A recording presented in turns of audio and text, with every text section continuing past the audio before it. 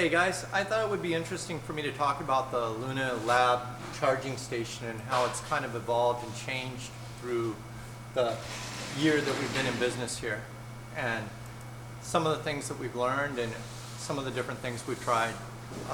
Our first charger that we used in our lab was the satiator charger right here at the end of the rack, and it was kind of fun. We only had one guy who really was into it. He would hook it up to his computer and program it and have all our different batteries programmed into it for 80 or 100%. And we'd go here and fidget through this little thing to find the battery, plug our battery, and that was fine.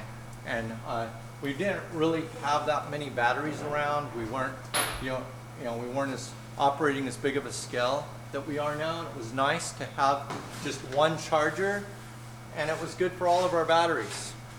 We did get into problems when a battery's BMS would die. The satiator would not start charging. It would act like it just wouldn't want to go. And we would have to find the stock charger for that battery just to kickstart it, get it going, and then the satiator would start. And that was really a frustrating problem, that it couldn't be our only charger around here because of that fact. And later on we figured out a way that we could program it in lead acid mode so that we could just get it to start on a battery with a dead BMS. Now, dead BMS doesn't mean the BMS is bad. It just means maybe the customer or we ran a battery down till the BMS shuts it off, which is a normal thing. And so the battery is reading 0, and we try to plug it into the satiator, and the satiator wouldn't sense the battery and it wouldn't start. We hit the force start function, it wouldn't start. It became a major annoyance. So we ended up going to a multiple charger system instead that you see now, where we have a 36 volt charger, we have a 48 volt charger, we have a 52 volt charger.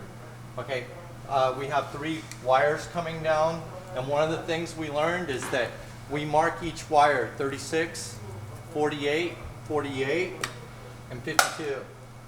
And this is a safety feature that we do so that, and also for convenience sake, so you're not tracing each wire every time you plug in a battery, but basically you can make sure that you're plugging the right battery into the right charger, because it really can become a safety issue if you plug in a 36 volt battery into a 52 volt charger.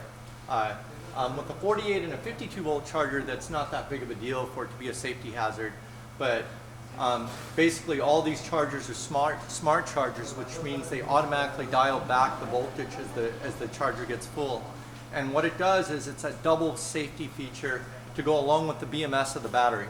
So it's true that if you plug a 52 volt charger into a 36 volt battery, the battery's BMS should shut it off before it does any damage. But if that BMS happens to fail and the charger keeps charging, it could destroy the battery, and it could be a potential fire risk.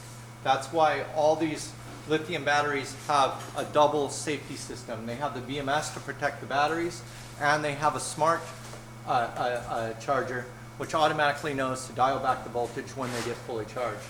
Right? So anyways, I know that has been an issue with many shops, and I know that could be a problem here.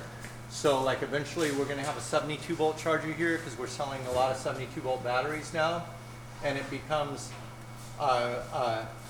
easier to make a mistake to plug the wrong charger into the wrong battery, and maybe we need to use a color coding system on the plugs, take it a step further than just marking them, because it's just too easy for somebody to just plug the wrong charger in and forget about it, maybe leave it sitting here overnight.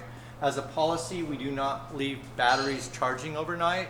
As many of you know, charging is the most dangerous part of lithium batteries. It's the part where things can go wrong, and it's probably not a good idea ever to leave a battery charging unsupervised overnight inside a building like this.